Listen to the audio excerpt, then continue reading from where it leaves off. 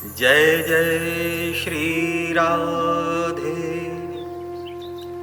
जय जय श्री राधे, जय जय श्री राधे। एक बार माधव दास जी को अतिसार का रोग हो गया। अतिसार अर्थात पेट खराब। तो बार बार सोच को जाना पड़ता था। बीमारी के कारण दुर्बलता आ गई, जिस कारण वह मंदिर भी नहीं जा सके। जब 3-4 दिन व्यतीत हो गए तो भगवान जगन्नाथ व्याकुल हो गए बाबा से मिलने के लिए। यही प्रेम है जो सर्वोपरि है।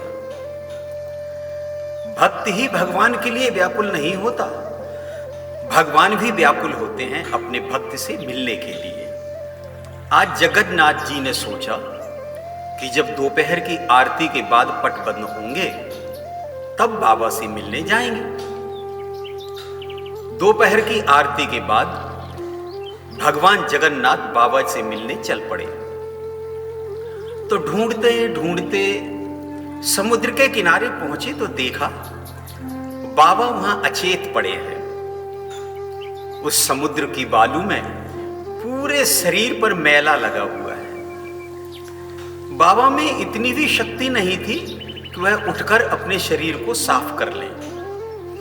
भगवान जगन्नाथ का हृदय करुणा से भर गया और उन्होंने बाबा को उठाया और समुद्र के किनारे ले गए। अपने हाथों से उनकी तन की गंदगी को धोया, पवित्र किया। भगवान का स्पर्श होते ही माधव दास जी को चेतना हुई और जब देखा तो सामने ठाकुर जी नजर आए। ठाकुर जी को देखकर प्रणाम किया और बोले, हे ठाकुर, यह आप क्या कर रहे हैं? यह तो तन का रोग है, आया है तो कल चला भी जाएगा, और आप यह सब क्यों कर रहे हो? यह कहकर माधव दास जी रोने लगे। प्रभु क्षमा करना, मेरे कारण आपको यह कष्ट उठाना पड़ा। भगवान बोले, बाबा रोज आप मेरी सेवा करते हो, आज अगर मैंने आपकी सेवा कर दी तो इसमें कष्ट कैसा? जो न मित्र दुख होए दुखारी, तिनहि बिलोकत पातक भारी। मैंने आपको अपना सखा माना है, तो एक सखा दूसरे सखा की सहायता करता है तो इसमें कष्ट कैसा? माधव दास बोले, प्रभु आप ठीक कहते हैं, परंतु फिर भी भक्त और भगवान की कुछ तो मर्यादा होती है। इतना कष्ट उठाने से अच्छा तो यह होता कि आप मेरे इस रोग को ही ठीक कर देते। भगवान जगन्नाथ मुस्कुराए और बोले, माधव दास कहते तो तुम ठीक हो, परंतु अगर मैं तुम्हारा रोग ठीक करता हूं तो मुझ पर पक्षपात का आरोप लग जाएगा। क्या तुम ये चाहते हो कि कोई मुझे पक्षपाती कहे? बाबा बोले, नहीं प्रभु, ऐसा कभी नहीं चाहूंगा। भगवान जगन्नाथ बोले, तो सुनो, चलो आज मैं तुम्हें ठीक कर दूं, तो क्या आप चाहते हो कि फिर तुम इस रोग के साथ जन्म लो? यह मुझे स्वीकार नहीं होगा। यह तो कर्म भोग है, इसलिए इसी जन्म में भोग कर इसे समाप्त कर दो। यह मत सोचो कि मैं अपने भक्तों का ख्याल नहीं रखता।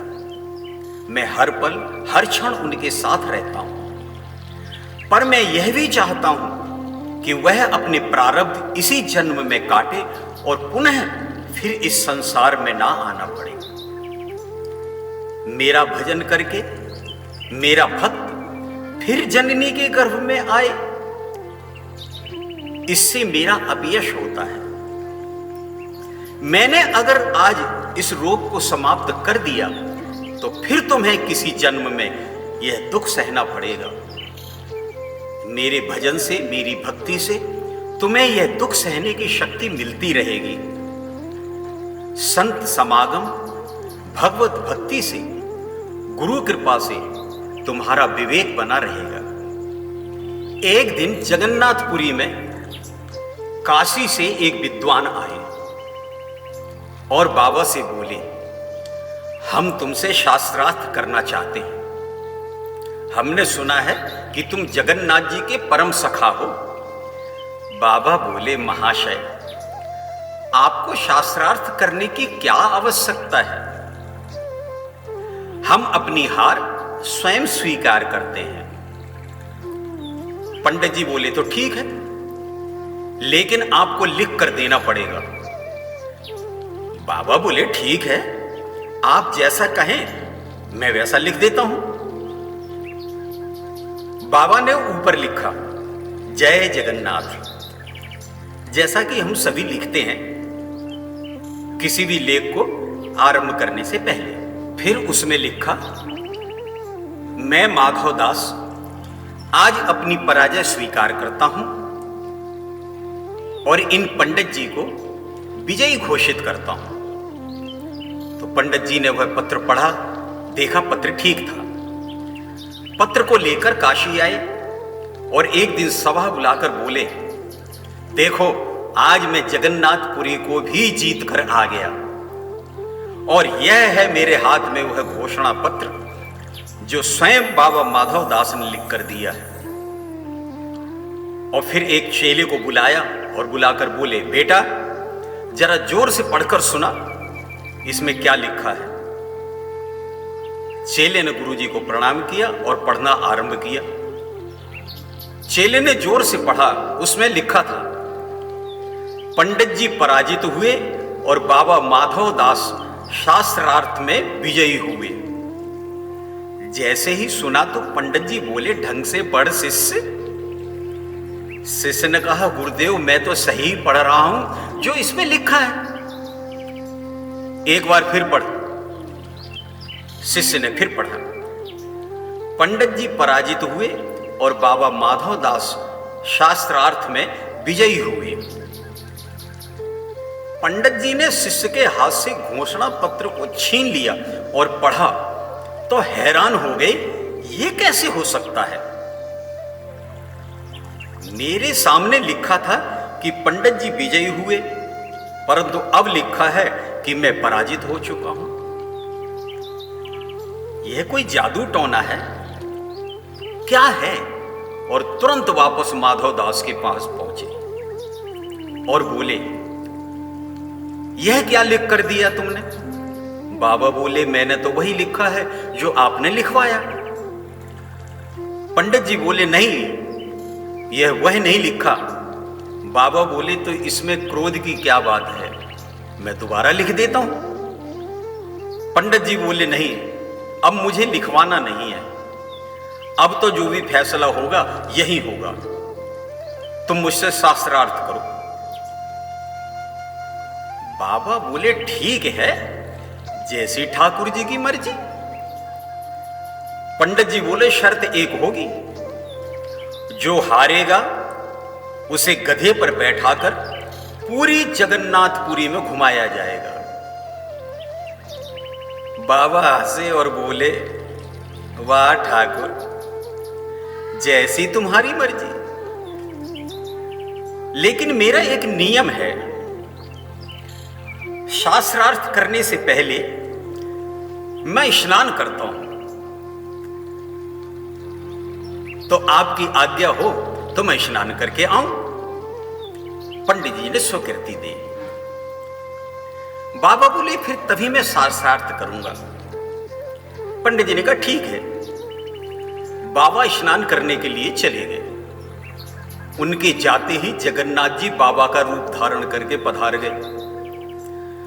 शास्त्रार्थ करने लगे और कुछ ही पल में पंडित जी को हरा दिया और बोले, शर्त के अनुसार गधी पर बैठना पड़ेगा।